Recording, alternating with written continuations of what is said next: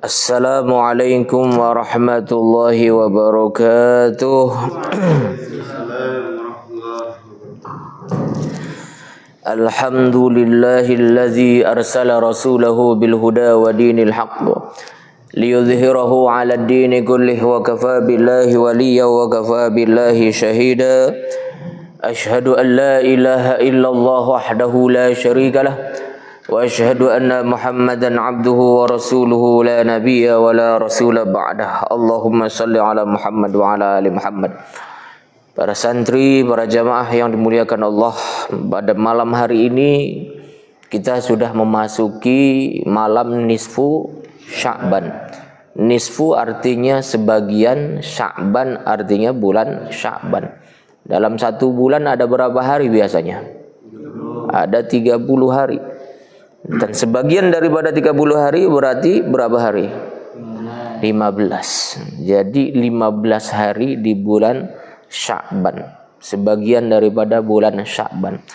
Dan kemudian banyak di antara saudara-saudara kita di malam nisfu Sya'ban yang melakukan amalan-amalan. Di antaranya adalah ada yang membaca surat Yasin sampai 3 kali, sampai 5 kali, bahkan lebih dari itu. Ada juga yang melaksanakan sholat sunnah nisfu Sya'ban. Adakah landasannya yang demikian? Ada. Tapi maudhu', palsu, hoax. Oh, ada hadisnya dari Nabi. Iya, tapi palsu hadisnya. Hadis hoax.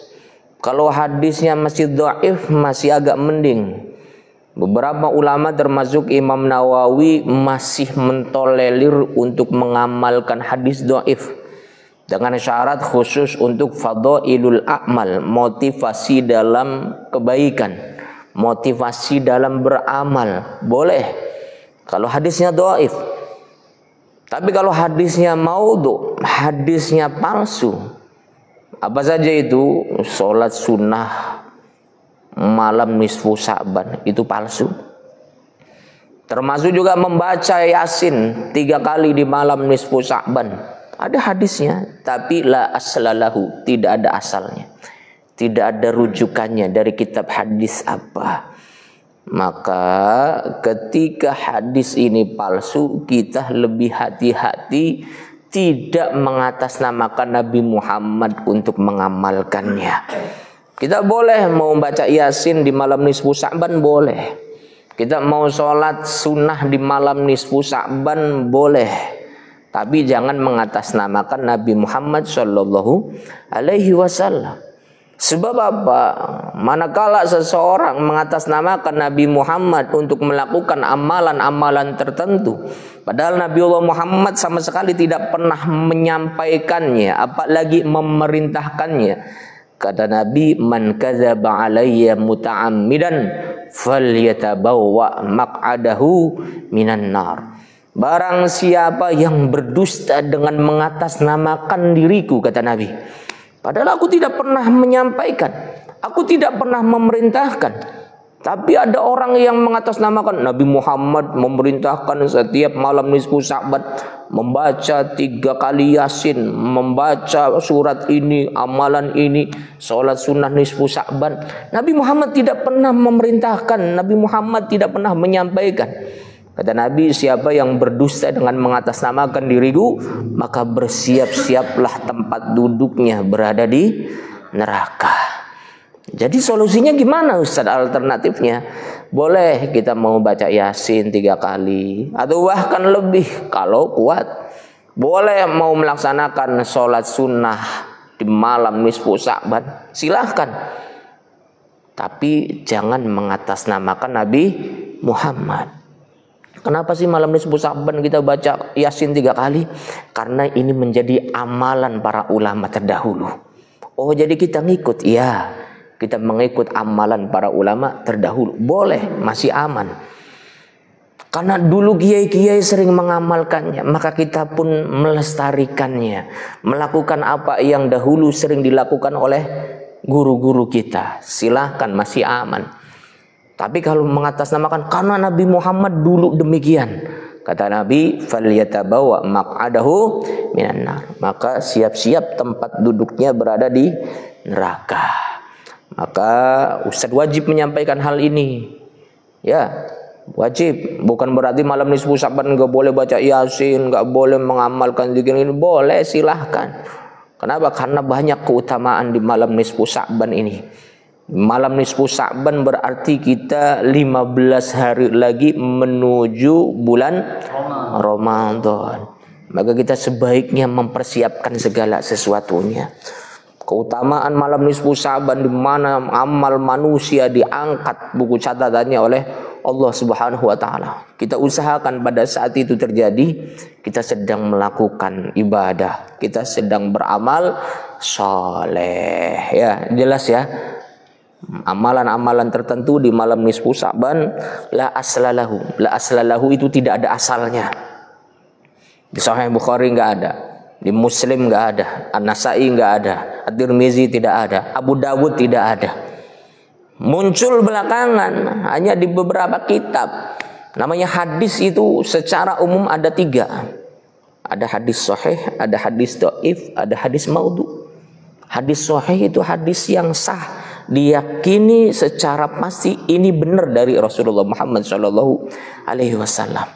Hadis dhaif itu hadis yang lemah.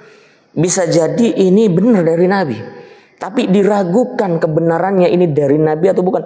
Kenapa? Karena ternyata ada beberapa perawi yang diragukan kredibilitasnya.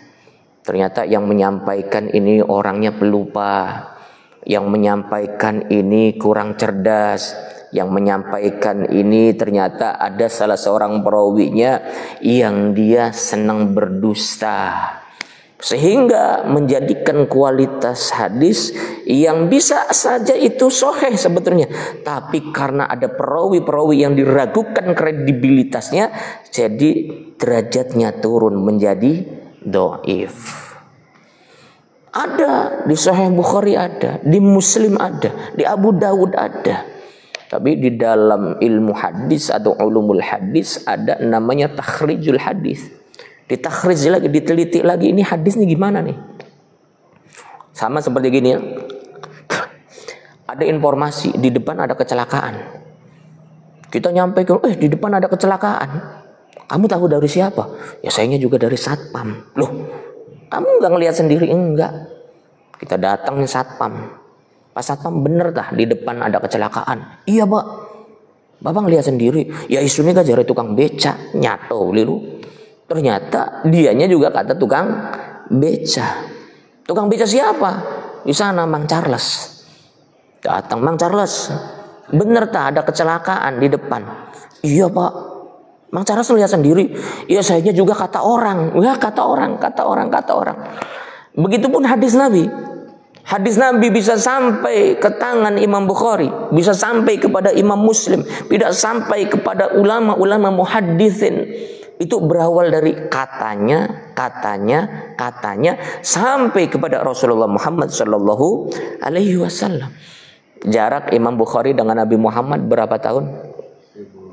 Berapa tahun? Ada yang tahu? Pernah belajar ulumul hadis? Ini prolog aja. Nanti barangkali kalian setelah ini ada yang mau menggeluti hadis secara dalam, ada temannya Ustadz di Bandung, ada Ma'had Khadim Sunnah, belajar di sana. Jarak Imam Bukhari dengan Nabi Muhammad itu 200 tahun. Berapa tahun? 200 tahun. Ada beberapa yang menyampaikan, kurang dari 200 tahun. Intinya sekitar 200 tahun. Kalau digenerasikan berarti berapa generasi kira-kira? Antara 3 sampai 4 generasi. Kalau misalnya masing-masing generasi misalnya umurnya 50 tahun misalnya. Imam Bukhari mendapatkan informasi bahwa Nabi Muhammad menyampaikan, misal setiap malam, setiap hari Senin dan Kamis Nabi Muhammad itu melaksanakan puasa sunnah. Imam Bukhari dengar, ada yang menyampaikan, sama Imam Bukhari ditanya, Bapak bisa tahu bahwa Nabi Muhammad menyampaikan hal demikian dari siapa? Dari guru saya. Dulu saya mondok di sana. Di mana alamatnya? Dicatat sama Imam Bukhari. Siapa gurunya yang menyampaikan? Syekh Fulan, dicatat. Didatengin oleh Imam Bukhari. Dikonfirmasi, benarkah demikian? Oh benar. Bapaknya dari siapa? Dari guru saya dulu. Di mana alamatnya? Di desa ini. Didatengin oleh Imam Bukhari. Begitupun seterusnya sampai kepada tabi'ut tabi'in, sampai kepada tabi'in, sampai kepada sahabat radhiyallahu anhum ajma'in, sampai kepada Nabi Muhammad sallallahu alaihi wasallam. Begitulah para ulama ketika mengkonfirmasi suatu hadis. Dan tidak cukup sampai di situ. Imam Bukhari enggak main langsung percaya saja. Tetap Imam Bukhari juga kemudian mengkategorisasi suatu hadis. Tidak asal dapat informasi percaya langsung dicatat begitu saja ini hadis sahih dari Nabi, enggak. Ditanya juga sama Imam Bukhari, si fulan yang menyampaikan informasi ini gimana akhlaknya? Gimana kredibilitas keilmuannya? Gimana kesikohannya? Gimana kedobitannya, kecerdasannya? Maka ketika benar sih ini yang menyampaikan si fulan, tapi si fulan ini pernah beberapa kali berbohong, maka jadi catatan oleh para ulama hadis bahwa ini berarti hadisnya bisa menjadi dhaif. Kenapa? Karena yang menyampaikan informasi ada beberapa orang, bahkan hanya satu orang yang ternyata itu pernah berbohong. Hadis yang seharusnya sahih turun derajatnya menjadi dhaif. Apalagi Imam Bukhari. Imam Bukhari itu luar biasa. Jadi Imam Bukhari pernah suatu waktu ini saking hati-hatinya meneliti hadis-hadis ini benar nggak dari Rasulullah. Pernah suatu waktu Imam Bukhari mendapat informasi ada suatu hadis. Dan kemudian oleh Imam Bukhari ditelusuri di suatu kota. Dan ketika datang Imam Bukhari ingin menanyakan benar nggak ini hadis dari Nabi, sama sang tuan rumah dipersilakan, melebet kerihin wahai Bukhari, melebet kerihin, silakan masuk dulu. Ternyata ketika di rumahnya ini tuan rumah diketahui oleh Imam Bukhari memanggil ayam. Ada yang menjelaskan bukan ayam, kucing, tapi kita tidak melihat itunya, tapi esensinya. Kita misalnya ambil yang ayam. Itu tuan rumah sebelum menyampaikan tentang hadis kepada Imam Bukhari, itu manggil ayam karena dianggapnya ya ngerisi di dalam rumah. Tangannya gegem gini loh. Kruk, kruk. Otomatis ayam ngejar atau tidak? Ngejar. Kenapa? Karena disangka mau dikasih makan. Kruk. Imam Bukhari ngeliatin. Ternyata ketika ayamnya sudah keluar, ternyata di tangan nggak ada apa-apanya, di prank ayamnya. Kalau ayam bisa ngomong, dok itu tuan rumah bokat wisun pengen dibayi mangan, ternyata di prank coh anak cewek. Imam Bukhari ngeliat, ini orang bohong ini. Bohongin siapa? Bohongin ayam. Imam Bukhari yang sedari awal ingin mengambil hadis dari ini orang, nggak jadi Imam Bukhari. Langsung pulang Imam Bukhari. Ditanya oleh kawan yang nganternya, kenapa pulang? Ini orang nggak pantas diambil riwayatnya. Kenapa? Karena disaksikan langsung oleh Imam Bukhari pernah membohongin ayam. Coba. Karena membohongin ayam aja riwayatnya nggak mau diambil sama Imam Bukhari. Apalagi membohongin rakyat. Apalagi membohongin masyarakat. Bohongin rakyat sekarang masih aja banyak yang percaya. Imam Bukhari saking hati-hatinya meneliti hadis, mengkaji hadis. Coba para ulama hadis terdahulu ketika ada satu hadis saja ditelusuri dari kota mana ini yang menyampaikan, kota ini didatengin oleh Imam Bukhari. Makanya ilmunya berkah. Kenapa? Karena berawal dari keseriusan yang luar biasa. Menelusuri hadis, menelusuri apa-apa yang disampaikan oleh Rasulullah Muhammad SAW. Kalau sekarang kan kita kan suruh menelusuri hadis kan, jangan teman, hadis si jiwa sampai mengeluar kota. Ngapain jauh-jauh? Kalau sekarang, dulu Bukhari, Muslim, An-Nasai dan ulama-ulama lainnya luar biasa. Baru satu hadis itu, apalagi ribuan bahkan ratusan ribu hadis. Maka berkahnya sampai sekarang. Perjuangan para ulama terdahulu kita sekarang ini tinggal menikmatinya saja.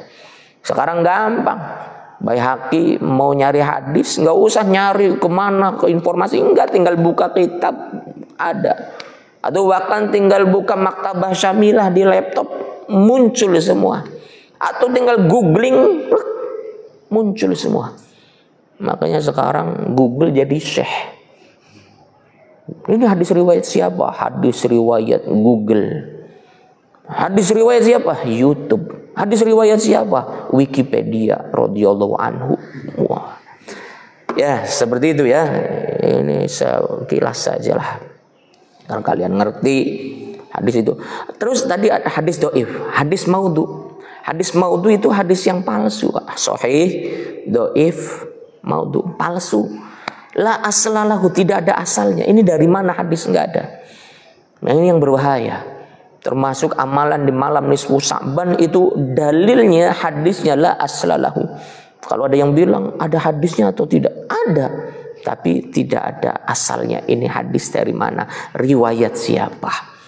Maka ini merupakan sesuatu yang mungkar apabila diyakini oleh kita.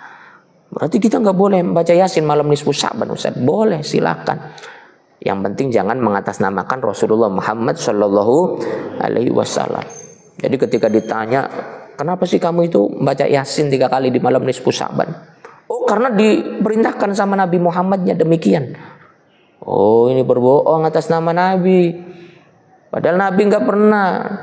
Justru Nabi mengancam, man kadzaba alayya muta'ammidan falyatabawa maq'adahu minan nar. Barang siapa yang berdusta dengan mengatasnamakanku, kata Nabi, dengan sengaja, muta'ammidan.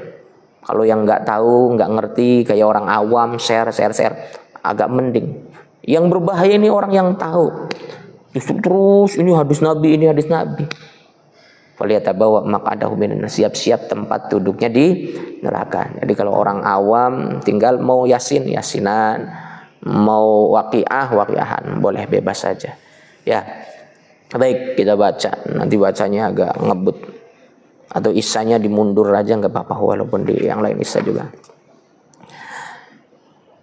Al-Fatihatu ala hadhihi niyyah wa ala kulli niyatin salihah ila hadratin nabiyina al-Mustafa Muhammad Rasulillah sallallahu alaihi wasallam. Al-Fatihah. A'udzu billahi minasy syaithanir rajim. Bismillahirrahmanirrahim.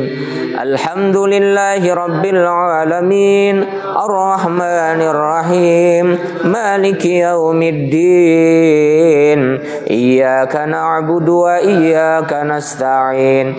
Ihdinas siratal mustaqim. Siratal ladzina an'amta alaihim ghairil maghdubi alaihim waladdallin.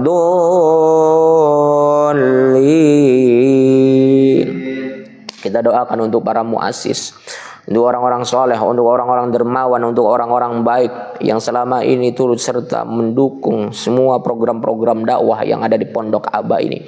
Nas'alullah alaihim sihah wal afiyah wassalamah wan najahah wassa'adah fid dini wad dunya wal akhirah. Syai'ul ilahi lahumul fatihah. A'udzu billahi minasy syaithanir rajim. Bismillahirrahmanirrahim. Alhamdulillahi rabbil alamin.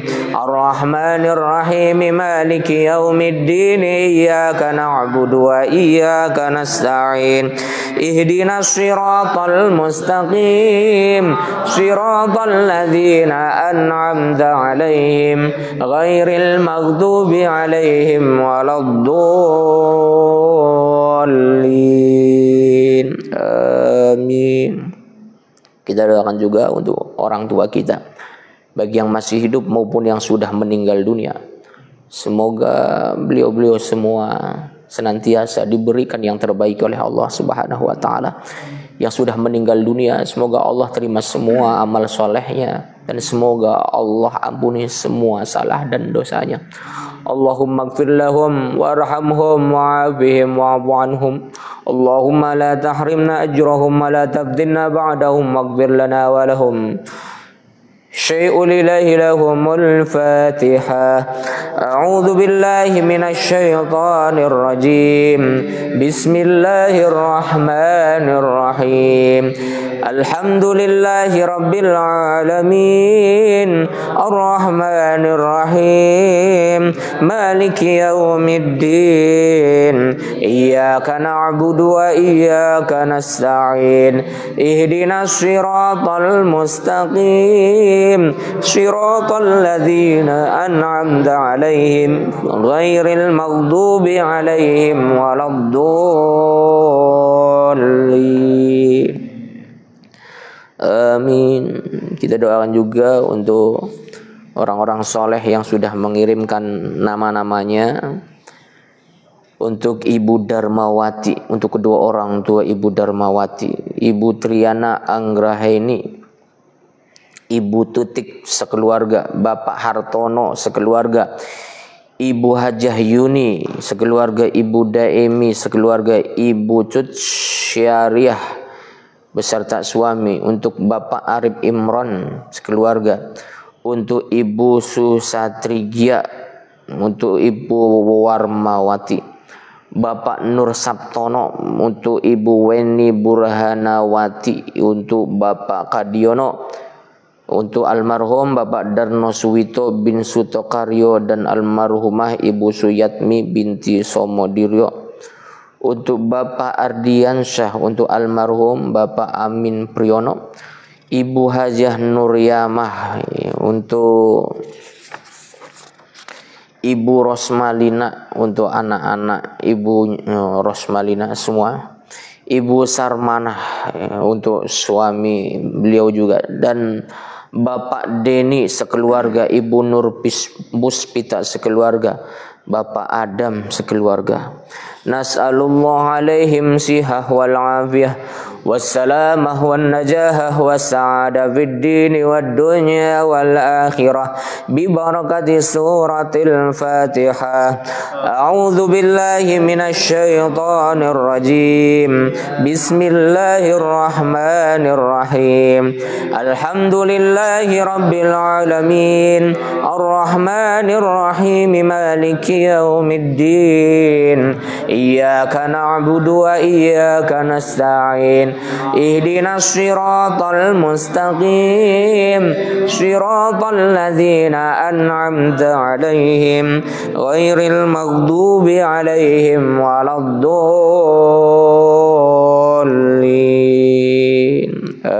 Amin.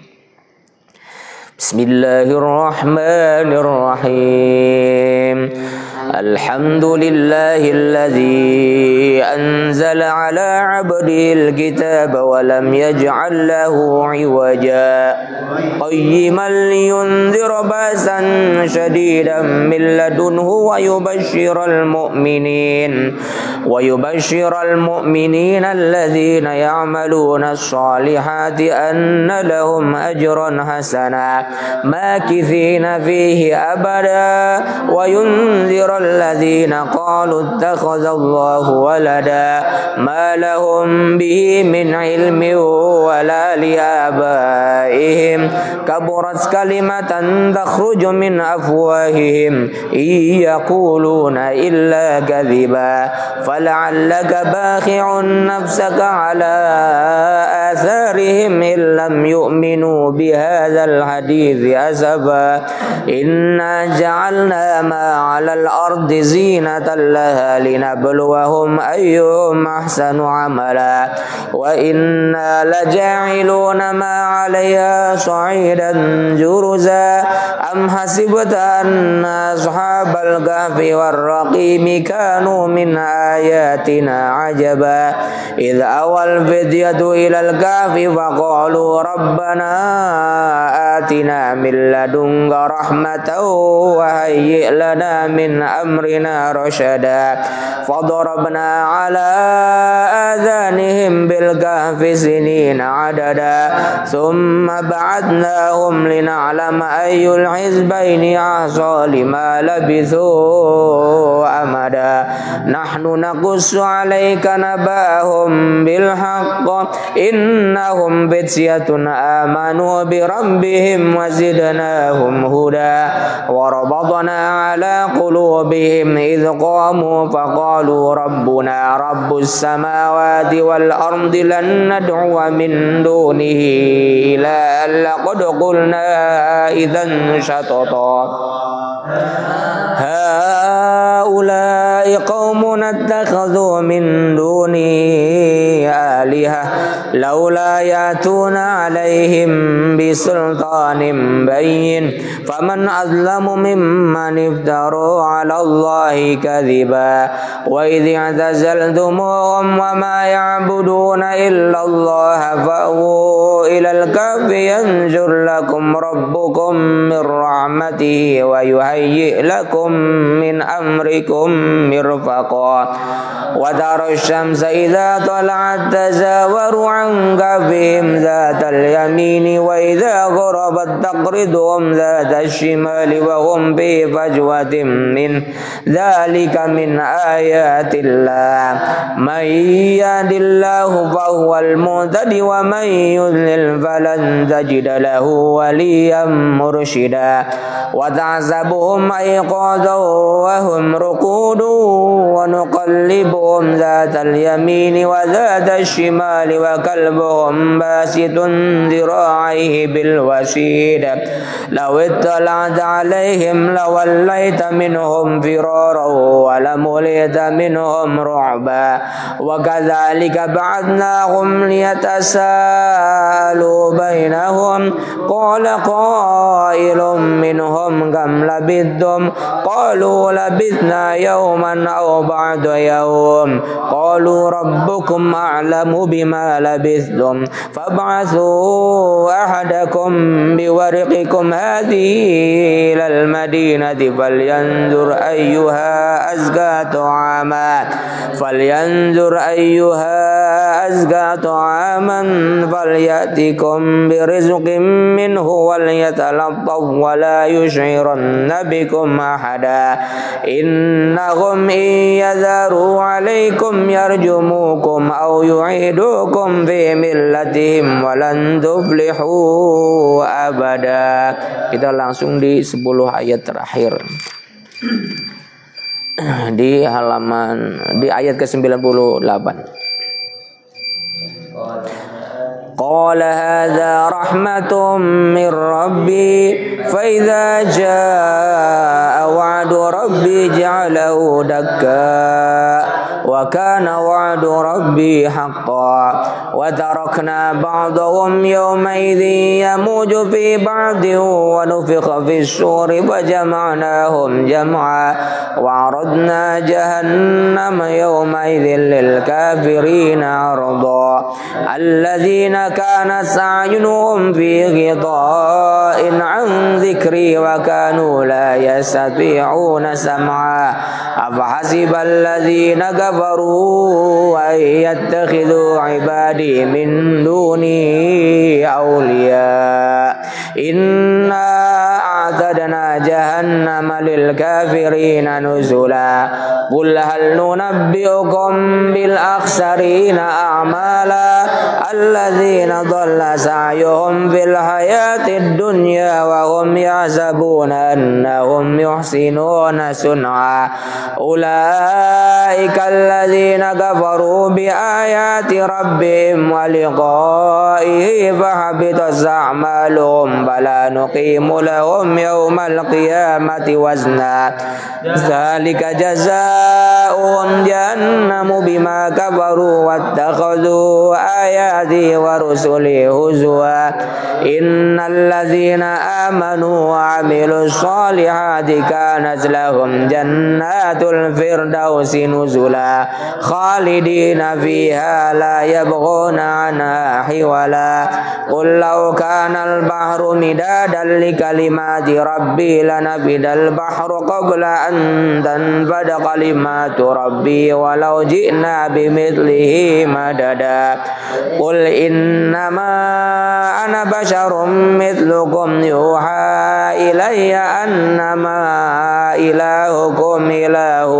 واحد فمن كان يرجو لقاء ربه فليعمل عملا صالحا ولا يشرك بعبادة ربه أحدا صدق الله العظيم بسم الله الرحمن الرحيم قل هو الله أحد الله الصمد لم يلد ولم يولد ولم يكن له كفوا أحد بسم الله الرحمن الرحيم قل هو الله أحد الله الصمد لم يلد ولم يولد ولم يكن له كفوا أحد بسم الله الرحمن الرحيم قل هو الله أحد الله الصمد لم يلد ولم يولد ولم يكن له كفوا أحد لا إله إلا الله والله أكبر ولله الحمد بسم الله الرحمن الرحيم قل أعوذ برب الفلق من شر ما خلق ومن شر غاسق إذا وقب ومن شر النفاثات في العقد ومن شر حاسد إذا حسد لا إله إلا الله والله أكبر ولله الحمد بسم الله الرحمن الرحيم قل أعوذ برب الناس ملك الناس إله الناس من شر الوسواس الخناس الذي يوسوس في صدور الناس من الجنة والناس لا إله إلا الله والله أكبر ولله الحمد بسم الله الرحمن الرحيم الحمد لله رب العالمين الرحمن الرحيم مالك يوم الدين إياك نعبد وإياك نستعين اهدنا الصراط المستقيم صراط الذين أنعمت عليهم غير المغضوب عليهم ولا الضالين آمين ببركة الله وبشفاعة رسول الله Amin amin ya rabbal alamin. Subhanakallahumma wa bihamdika asyhadu an la ilaha illa anta astaghfiruka wa atubu ilaik wa lakum minkum. Wassalamualaikum warahmatullahi wabarakatuh.